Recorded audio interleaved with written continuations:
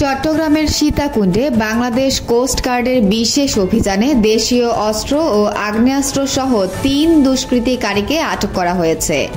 Coast guard media কর্মকর্তা lieutenant commander Siamul হক জানান, গোপন সংবাদের ভিত্তিতে গত ৩ ডিসেম্বর বিকেল ৪টায় কুমিরা ইউনিয়নের মাজার সংলগ্ন এলাকায় এই অভিযান পরিচালিত হয়।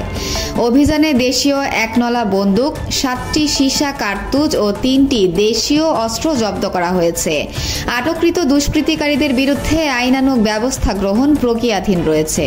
কোস্টগার্ড ভবিষ্যতে সন্ত্রাস ও অপরাধ মোকাবেলায় এ ধরনের অভিযান অব্যাহত রাখবে বলে জানান তিনি।